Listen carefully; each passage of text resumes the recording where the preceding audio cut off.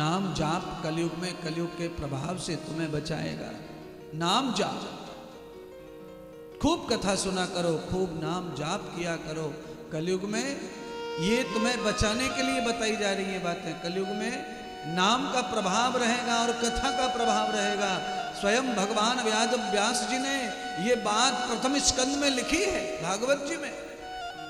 आएगा कलयुग तो कैसे प्राण बचेंगे कलयुग के प्रभाव से? तो कहा कलयुग में भागवत जो श्रवण करेगा, जो कृष्ण चरित्र को श्रवण करेगा, कृष्ण का ध्यान करेगा, उसका कलयुग कुछ नहीं बिगाड़ पाएगा। ये कलेश आया हुआ बुरा समय, बुरा जमाना, ये सब कलयुग ही है। और बदलते हालात ये कलयुग का स्वरूप है। ये सत्संग से ही टल सकता है और किसी में ताकत नहीं है कि कलयुग के प्रभाव को कर समय कम कर सके। केवल नाम जाप और सत्संग ही है जो इसको प्रभाव कम कर सकता है। इसका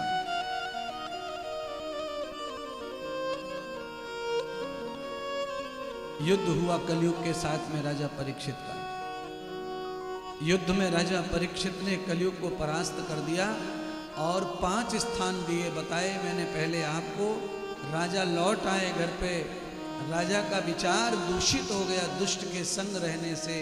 राजा ने अपने पितर, अपने पांडवों के ऊपर अपना विश्वास तोड़ दिया और कुबेर का खजाना खोला। उसमें रखा हुआ जो मुकुट था वो धारण कर लिया। भगवान कहते हैं सौनक ऋषि को कि उस मुकुट में ही सबसे बड़ा कलयुग विराजमान हो गया, क्योंकि वो मुकुट राक्षस का, जरासंध का मुकुट था। मार करके भीम लाए थे और उसे रख दिया था खजाने में। उस चोरी की मुकुट में ही बैठ के कलयुग ने राजा की बुद्धि पूरी तरह समाप्त कर दी। राजा कलयुग के संग में पड़ गया, राजा कलयुग के प्रभाव से परास्त हो गए और राजा कलयुग को जहाँ जहाँ कलयुग ले जाए राजा वहाँ वहाँ जाने लग गए। घोड़े पे सवार होके राजा जंगल में निकल पड़े और राजा पाप करने लग गए। निर्जीव पशु पक्षियों को राजा मारने लगे, शिकार करने निकल पड़े। अब बताओ, यहां 2 प्रकार का भाव रखते हैं लोग। लोग कहते हैं कि राजा परीक्षित अगर शिकार खेलने गए थे तो इसका मतलब राजा मांस खाते थे।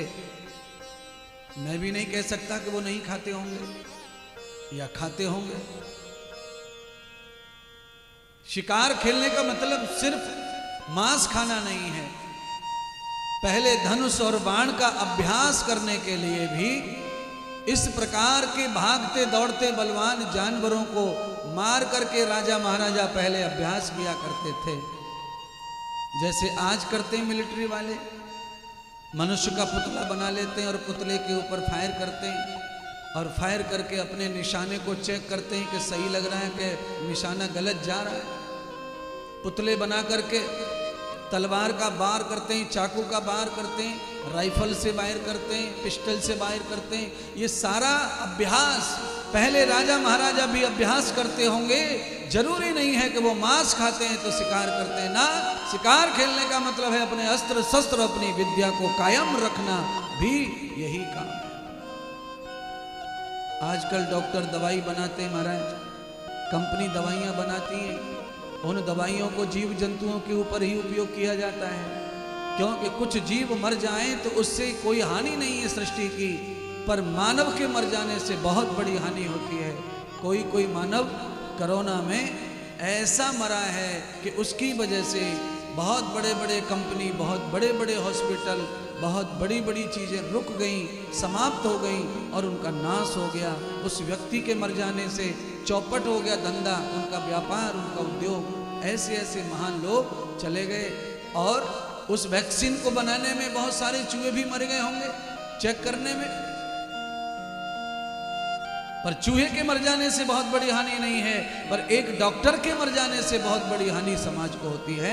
इसलिए डॉक्टर को बचाने के लिए चूहा मारना पड़े तो कोई बड़ी बात और बहुत बड़ा अपराध नहीं है वो, क्योंकि बड़ी सृष्टि को बचाने को छोटी सृष्टि को मारना ही पड़ता है। ये शास्त्रों का भी नियम है महाराज। अपने प्राण बचाने के लिए अगर आपको 100 भी और कोई मारने पड़े तो आप मार डालो, पर अपनी सुरक्षा करो। अपनी आत्मरक्षा में अस्त्र शस्त्र चलाने चाहिए। ये तो स्वयं भगवान गीता में कह ही रहे हैं। आत्मरक्षा में आप किसी का बलिदान लेते हैं तो आपने कोई अधर्म नहीं किया। अपनी रक्षा के लिए ये करना आवश्यक है तो करना चाहिए, पर अनायास स्वार्थ में किसी प्रकार का लालच में आकर के किसी की हत्या ना करें। ये जो मार मार के खाते हैं ये अपराध में आता है, और अपने प्राण की रक्षा में कोई मारा जाए तो वो अपराध की दृष्टि में नहीं आता है।